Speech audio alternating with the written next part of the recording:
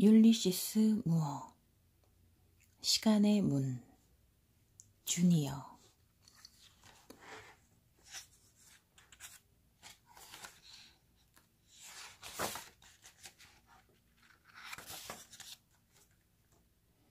율리시스 무어 시간의 문 웅진 주니어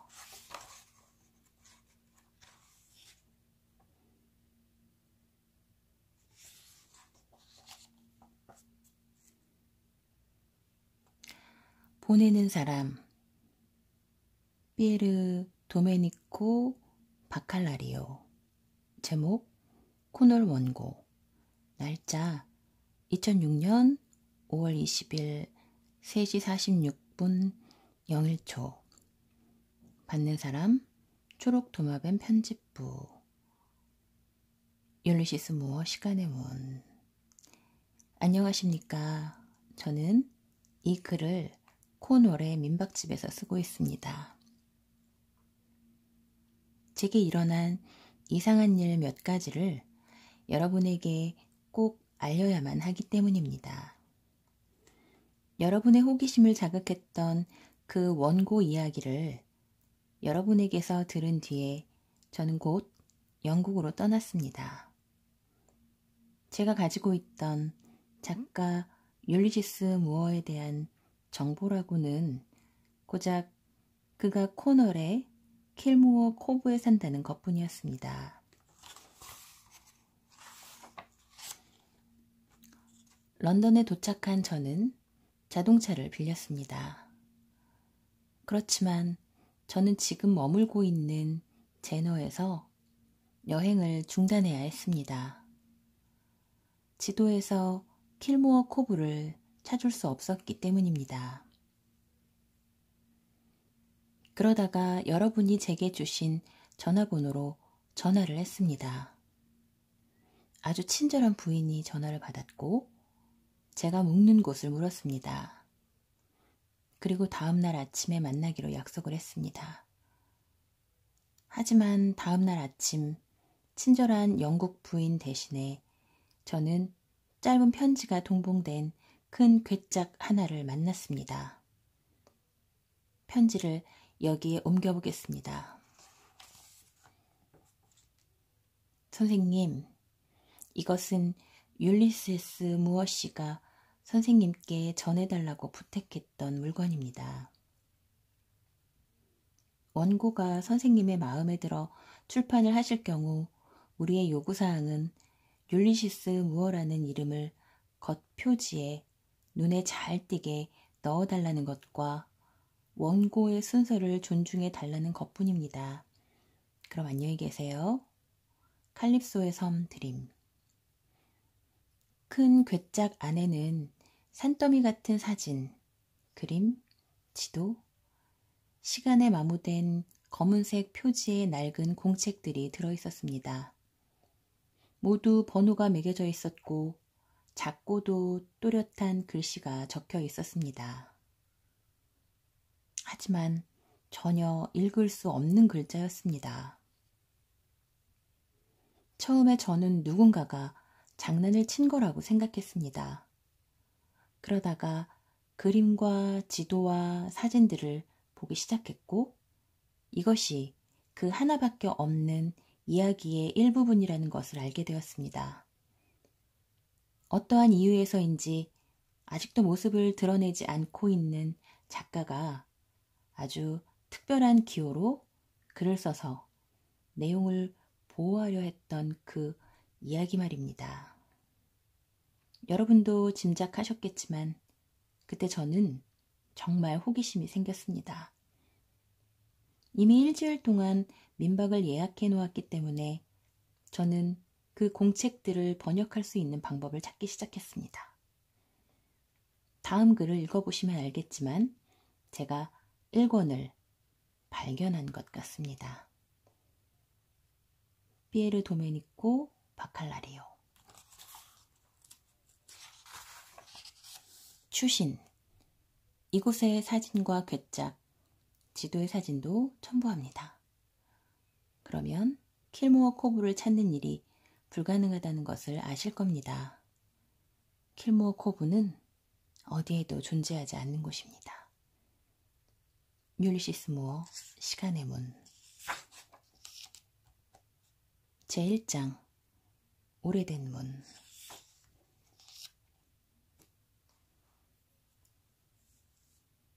모퉁이를 돌자 갑자기 절벽 위에 집이 나타났다. 나무에 에어싸인 돌탑이 파란 바다를 배경으로 우뚝 솟아 있었다. 어머나! 집을 발견하자마자 커머넌트 부인이 탄성을 질렀다. 커머넌트 씨는 운전을 하며 웃기만 했다. 철책 대문을 지나 정원에 차를 주차했다. 커버넌트 부인이 차에서 내렸다. 높은 구두를 신은 그녀는 또각또각 소리를 내며 자갈길을 걸었다. 마치 자기 눈앞에 펼쳐진 광경이 믿기지 않는 사람처럼 눈을 깜빡였다. 집은 바닷가 절벽 위에 자리 잡고 있었다. 파도가 절벽에 부딪히는 소리가 들려왔다. 공기에는 짠 바다 냄새가 진하게 섞여 있었다. 집은 파란 하늘과 파란 바다에 둘러싸여 있었고 가까이로는 정원의 나무들이 집을 에워쌌다. 멀리 절벽 밑으로 집들이 띄엄띄엄 서 있는 킬모어 코브만이 얼핏 보였다. 커버넌트 부인이 입을 다물지 못한 채 정원에 서 있을 때 어떤 노인이 그녀 곁으로 왔다. 주름이 선명하게 지은 얼굴에 흰 수염을 정성 들여 다듬는 노인이었다. 그의 눈은 불안하면서도 깊이가 있었다. 그가 갑자기 자기소개를 해서 부인은 깜짝 놀랐다. 저는 네스터입니다. 빌라 아르고의 정원사입니다. 그러니까 이 집의 이름이 빌라 아르고구나. 커버넌트 부인은 이렇게 생각했다. 그녀는 남편과 다리를 절룩이는 정원사를 따라 바다 쪽으로 난 현관으로 갔다. 우리가 잘하고 있는 거 맞죠? 커버넌트 부인은 정말 빌라 아르고가 존재하는지 확인이라도 하듯 벽을 만져보며 물었다. 남편이 그녀의 손을 잡고 조그맣게 속삭였다.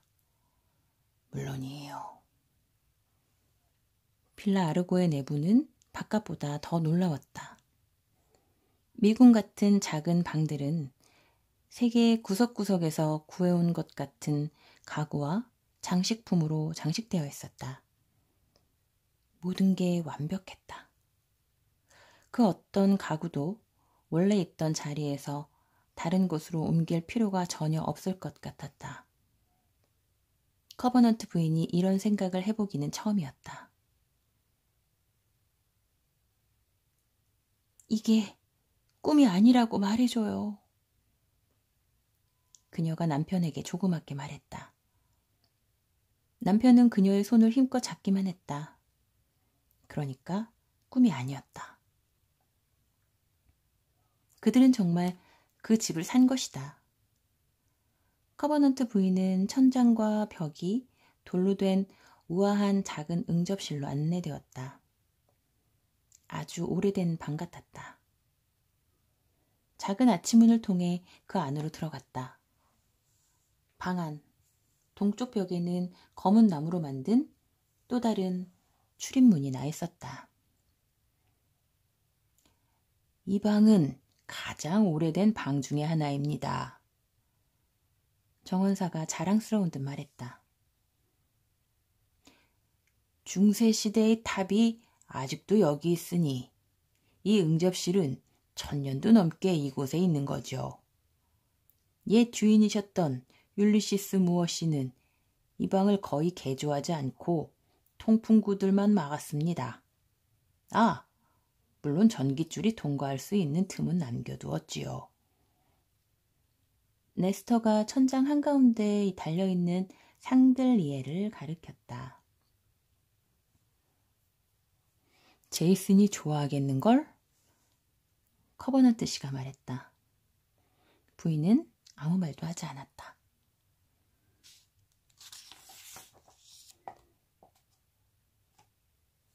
자녀분이 둘이시죠? 정원사가 물었다. 그렇습니다. 11살짜리 남자아이와 여자아이지요. 부인이 자동적으로 덧붙였다. 쌍둥이에요. 똑똑하고 명랑하고 활기에 넘칠 것 같군요. 세상과 단절된 곳에서 초고색 인터넷 없이 자라게 된 걸 기뻐할 겁니다. 커버넌트 부인이 눈을 크게 떴다. 아, 그럴 것 같아요. 미리 말씀드리는데 제이슨은 어쩌면 귀엽지 않을 수도 있어요. 하지만 그래요. 둘 다 아주 독립심이 강해요. 컴퓨터에 달라붙어 있는 제이슨이 잠시 눈앞에 나타났다. 그녀는 고개를 흔들었다.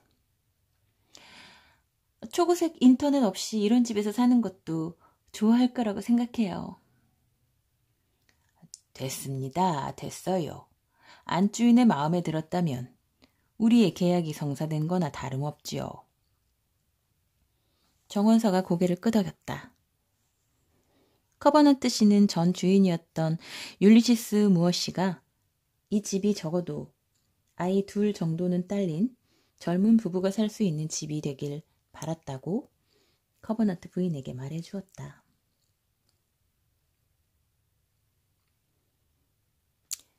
그분은 집이 항상 활력에 넘치길 바라셨지요.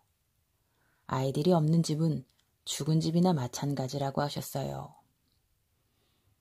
정원사가 돌의 방 밖으로 그들을 안내하면서 말했다. 맞는 말이에요. 커버넌트 부인이 동의했다. 밖으로 나가기 바로 전 그녀는 동쪽 벽에 난 나무 문을 좀 더 자세히 살펴보았다. 그리고 문의 여러 부분이 불에 탄 것처럼 보이기도 하고 타지 않고 남은 부분은 깊게 파인 자국과 긁힌 자국으로 뒤덮인 것을 발견했다. 저 문은 대체 왜 저런 거죠? 네스터가 걸음을 멈추고 문을 보더니 몸을 떨었다. 죄송합니다. 저 문은 보시지 않은 걸로 생각하세요. 저 문 열쇠를 잃어버린 뒤로 문을 열어보려고 온갖 방법을 다 동원했거든요. 저 4개의 구멍 보이십니까? 율리시스 무어 씨는 저게 열쇠 구멍일 거라고 생각했습니다. 어떻게 해서든 문을 열어보려고 했지만 아무 소용이 없었습니다. 저 문이 어디로 이어지는데요? 정원사가 어깨를 으쓱했다. 누가 알겠습니까? 예전에는 오래된 수조로 이어졌다고 해요. 아마 지금은 수조 같은 건 있지도 않을 겁니다. 커버넌트 부인이 여기저기 긁힌 자국이 있는 거무스름한 문을 만져보았다. 갑자기 몸이 떨릴 정도로 걱정이 밀려왔다. 이 앞에 뭘 갖다 놓아야겠어요. 아이들이 이 문을 열어볼 생각을 하지 못하게 해요. 그녀는 남편을 보고 이렇게 말했다. 저도 같은 생각입니다. 다리를 절며 밖으로 나가던 정환사가 중얼거렸다. 가장 좋은 것은 자녀분들이 저 문을 열어볼 생각조차 하지 않게 만드는 겁니다. 제2장 공기의 흐름.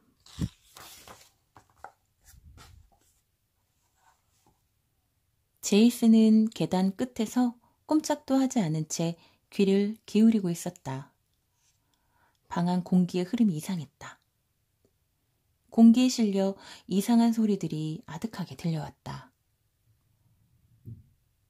가구들이 삐걱이는 소리, 바람소리, 동물들의 발소리 같았다. 이번 주에도 벌써 여러 번 제이슨은 빌라 아르고의 가구들이 정말 살아있는 것 같다는 생각을 했다.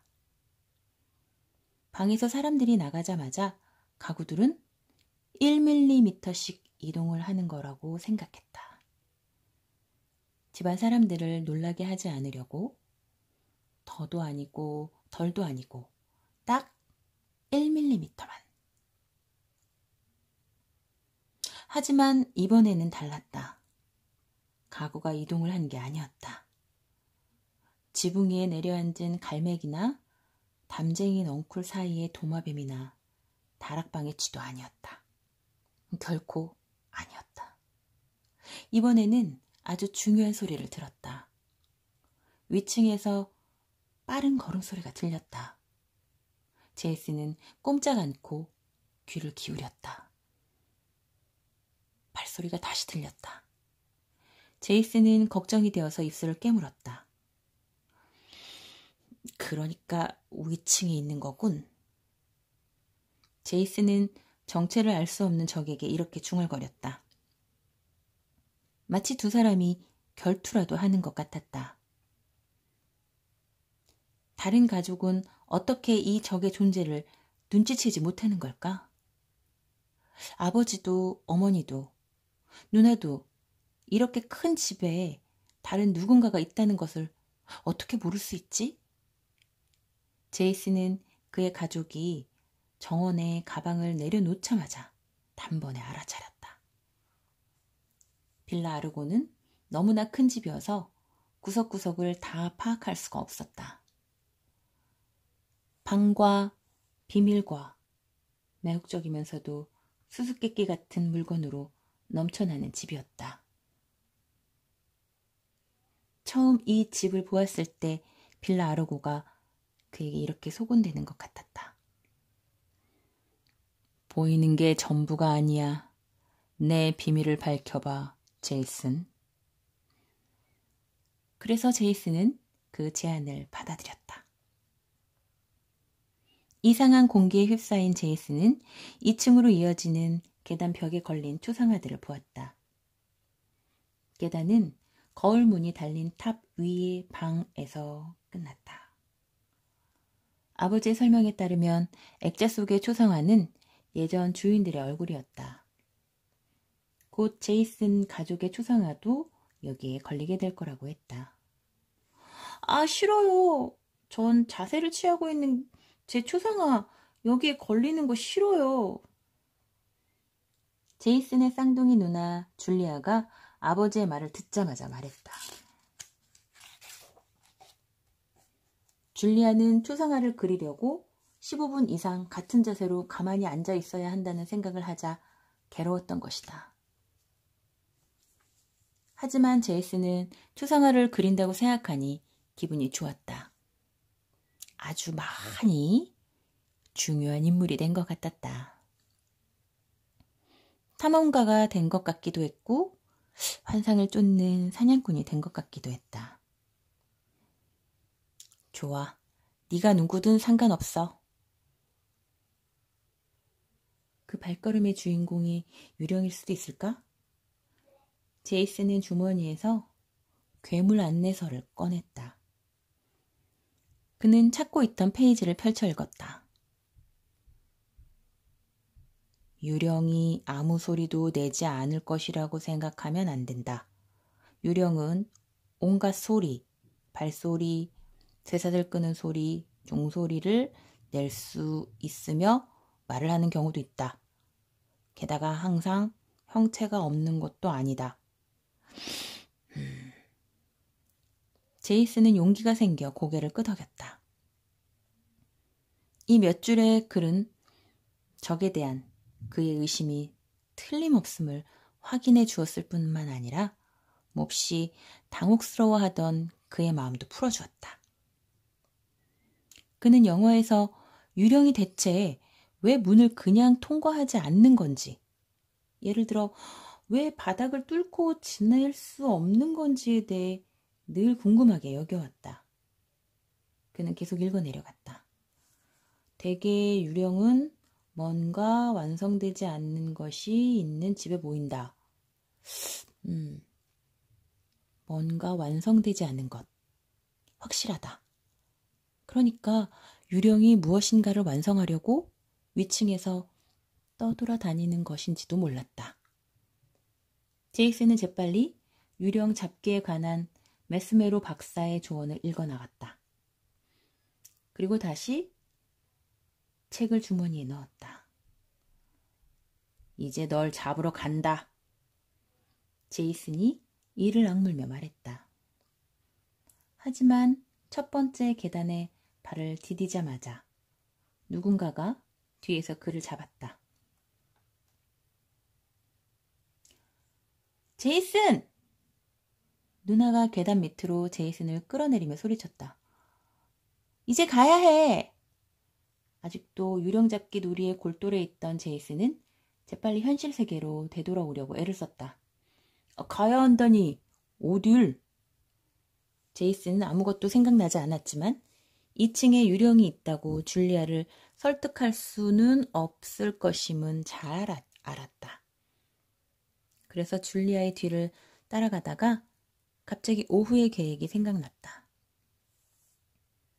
부모님은 이사를 마무리하려고 런던에 갈 것이다. 조심스럽게 포장해야 할 가구들을 가져오고 아버지의 일을 마무리 짓고 엄마의 그림을 옮겨오고 기타 등등의 일이었다. 그리고 아마 일요일 아침에 트럭과 함께 빌라 아르고로 돌아올 것이다. 그동안 줄리아와 제이슨 단둘이 지내게 되었다.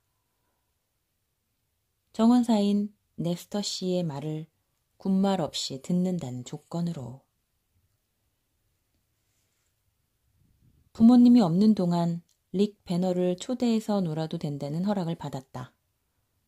릭은 제이슨과 줄리아가 얼마 전에 학교에서 사귄 마을의 소년이었다. 제이슨과 줄리아는 집에서 나왔다. 햇빛이 구름을 낀 하늘을 뚫고 정원 위로 쏟아져 내렸다. 멀리 수평선 위에 가느다란 흰 줄이 하나 있었다. 하늘과 바다가 닿는 부분이 왜 하얀지 생각해 본 적 있어? 아니, 줄리아가 대답했다. 줄리아는 현관에 계단 4단을 남겨놓고 잔디밭으로 뛰어내렸다. 제이슨도 그녀를 따라했다. 그리고 급히 몸을 돌려 2층의 창문을 쳐다보았다. 그런 갑작스러운 동작으로 유령을 놀라게 할 수 있을 거라고 생각했다. 하지만 아무도 보이지 않았다. 네스터는 커버넌트 부인의 부탁들을 참을성 있게 들었지만 그녀가 손가락을 펴며 8번째? 라고 말하자 드디어 그녀의 말을 가로막았다. 부인, 들어보세요. 저는 집사가 아닙니다. 게다가 자녀분들이 지금 부인이 열거하신 일들을 다 할 시간이 있을 것 같지도 않습니다. 겨우 오후 한나절 집을 비우시는 거잖아요. 하룻밤이에요. 커버넌트 부인이 정정했다. 제가 말씀드렸듯이 네스터 씨, 커버넌트 씨는 자동차의 경적을 가볍게 누르고 출발하자고 재촉했다. 하지만 아내의 화만 복돋아 놓았을 뿐이다. 잠깐만 좀 기다려요. 네스터는 두 번째로 말이 끊긴 틈을 놓치지 않고 말했다. 안심하십시오. 오늘은 자녀분들이 친구와 함께 집안을 구석구석 뒤져볼 것이고 그러다 지쳐서 잠이 들면 피곤하기 때문에 12시간 내내 잘 겁니다. 그래요. 하지만 제 말 좀 들어보세요. 아니요. 부탁입니다. 부인이 제 말을 들어보세요. 이제 여름이 가까워졌기 때문에 정원 손질을 꼼꼼히 해야 합니다. 제가 두 아이에게 해야 할 일과 해서는 안 될 일을 일러줄 겁니다. 저를 도와 온실의 식물을 돌볼 수도 있을 거고요. 하지만 제가 할 수 있는 일은 없을 겁니다. 두 아이 모두 다 컸는걸요. 이곳에는 위험한 게 전혀 없습니다. 커버넌트 부인은 네스터의 말에 끼어들려는 몸짓을 해봤지만 네스터는 그럴 틈을 주지 않았다. 절벽도 위험할 게 없습니다. 절벽 아래로 뛰어내릴 생각을 하는 아이는 한 명도 없을 테니까요. 실수로 그럴 수도 있겠지만 지금까지는 그런 일이 한 번도 없었습니다. 네스터 씨가 제이슨을 잘 몰라서 그래요. 두 아이가 인사를 하러 오고 있었기 때문에 두 사람은 대화를 멈추었다. 제이슨은 눈에 띄일 정도로 뒤에 처져서 걷고 있었다. 런던으로 떠나는 부모보다 집을 보는 게 더 흥미로운 듯 했다. 뒤를 보며 걷던 제이슨이 정원에 물을 주는 호스에 발이 걸렸다. 자갈길에 넘어지지 않으려고 춤을 추듯 반쯤 몸을 돌렸다. 제 말이 무슨 뜻인지 아시겠죠? 커버넌트 부인이 한숨을 쉬었다. 네스터는 흰 수염을 만지작거리며 조그맣게 말했다. 운동신경이 뛰어난가요? 아니면 반사적으로 저러는 겁니까? 줄리아가 엄마 품에 달려들어 두 팔로 목을 껴안았다. 그런 다음 아빠에게 입을 맞추려고 차 안으로 몸을 들이밀었다. 제이슨은 아직도 자기 생각에 빠져 산만하게 인사를 했다. 부탁이야. 제발 네스터 씨 말 잘 듣고 절대로 위험한 짓 하면 안 돼? 커버넌트 부인이 차에 오르며 날카롭게 말했다. 제이슨과 줄리아는 웃으며 고개를 끄덕였고 정의사 노인은 얼굴을 한번 찡그리기만 했다. 커버넌트 부부의 자동차가 길게 이어진 자갈길로 달려갔다.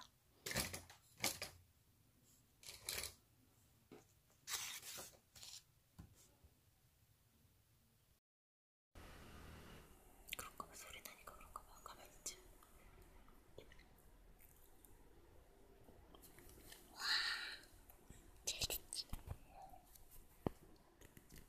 좀 움직인다. 날개가 떨어지려고 그래, 쟤. 잡았다. 잡았어. 팔로 딱 잡는 거 봤어? 화면 확대했잖아, 엄마가. 엄마, 얘 오랜만에 배고픈가 봐. 이거 봐, 보세요. 엄마, 얘 확대했어. 화면 확대. 오랜만에 먹나 봐, 얘. 엄마, 난 돋보기로 관찰할래, 나는. 난 좀 돋보기로 관찰하자. 엄마, 나 돋보기 안 보이지?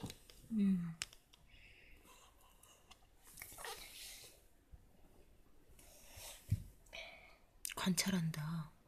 사마귀가. 먹어라, 빨리. 먹어!